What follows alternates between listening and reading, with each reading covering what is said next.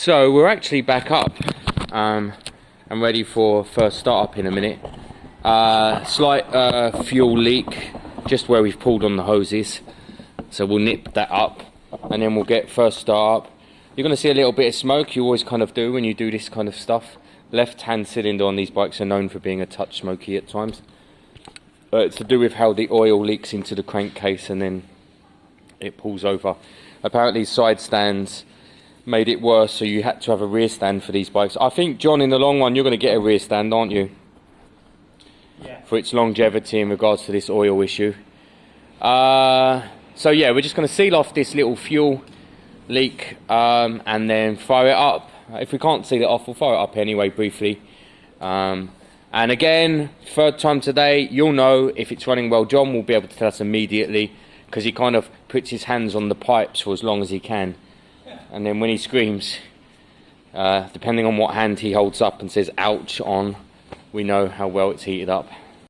Okay, so we think we secured that that light leak. I think it's ready for some sort of fire up. Are we? Yeah, we're on. We're on. Alright. No obvious. No, I've got dripping. No obvious leak. Have you primed it or should I prime it? I'm priming, no. Alright. 1, 2. 1, 2. That's it. Oh, are we in? Yeah. What are you doing?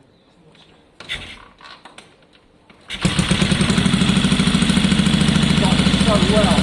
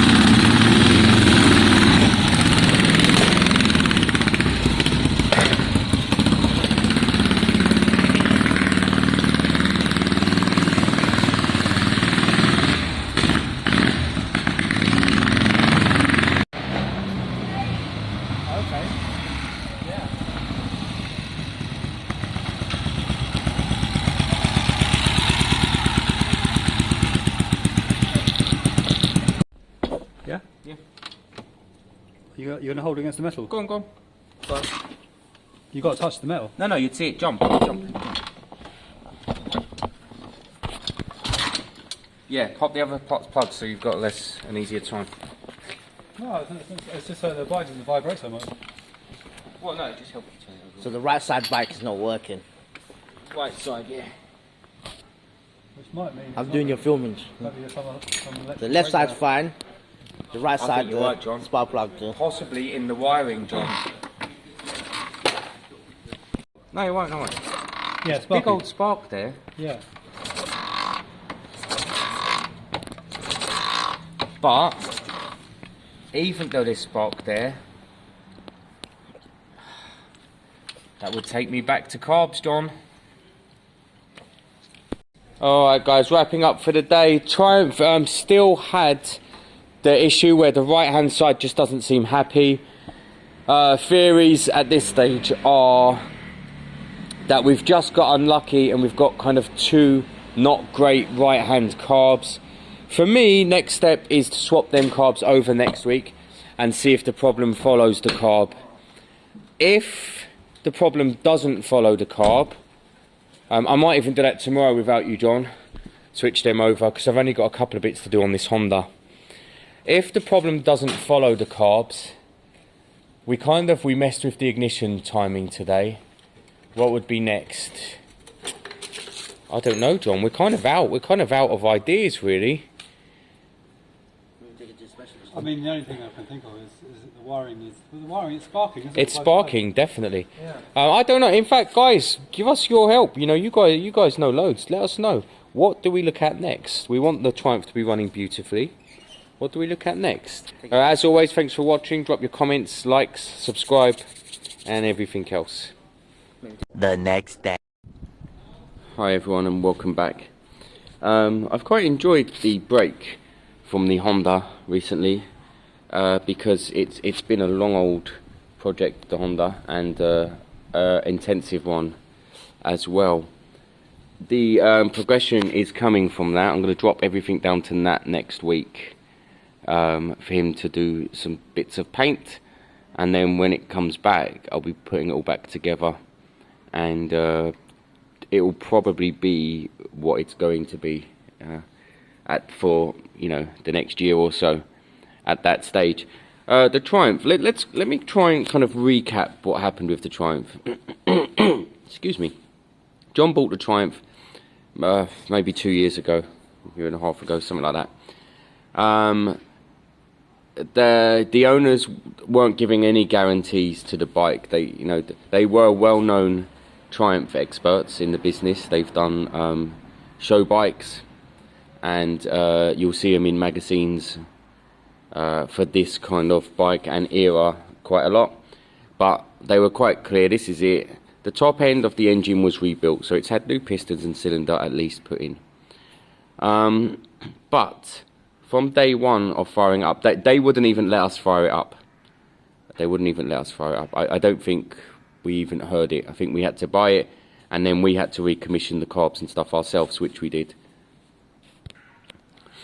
From day one of its first fire up, it had a indiscrepancy on this right hand cylinder. It just doesn't seem right.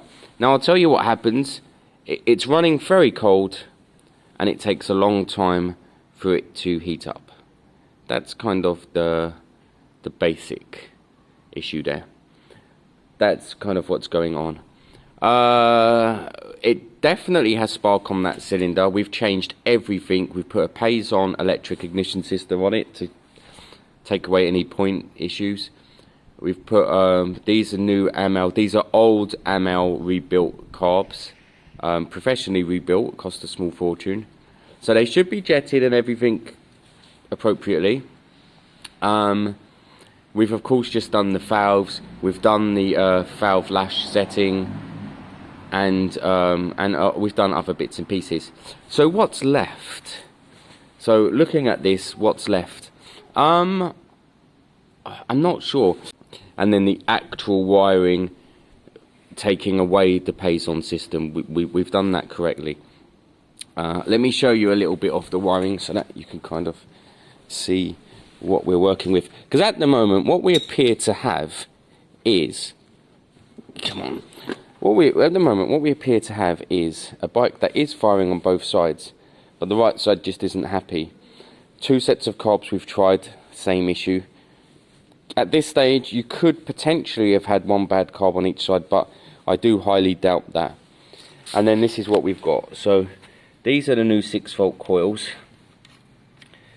The old coils were set in a certain way, so you had one coil coming across the other and so on. But when you use the Payson system here, you change all of that. So you go from having 2 12 volts to 2 6 volts, and basically you change the wiring in a certain way. I mean, at this stage I can't tell you exactly what we're talking about, but yes, we do. And that kind of slightly concerns me. I'm slightly concerned that we're firing on 1 cylinder at one time, because one will be firing when the other one is just carrying, and then the other one fires and the other one is just carrying. I don't think they're both firing at the top at the same time. I don't think, because yeah. So that's kind of what in my head I'm looking at. Now I worry about these spares. I worry about this white one here. I worry about this yellow one here. And my concern is that exactly what I just said. We've set it up so that it is firing off one side only, and the other side's just travelling. Even though the other side is firing, it's kind of an aftermarket fire, not at the right time. A bit complex, I know. Even I can't work this out in my head. What I would really need to see is a wiring diagram. Now I think the reason these yellow and whites are inactive is because we've switched that from the Payson unit. So we've now got our electric ignition system coming up into the Payson, and then the Payson coming into the coils. So that's why I think these are dead. I think they lead down to the back where we basically stripped them wires and got rid of them. So I do want to have another look at the wiring. So a couple of things there, and then if that fails, I'd want to swap these carbs around and see if we have the same issue on this side.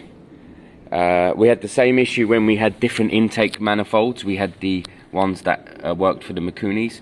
So I don't think it's a sealing issue here. I don't think it's an air leak issue.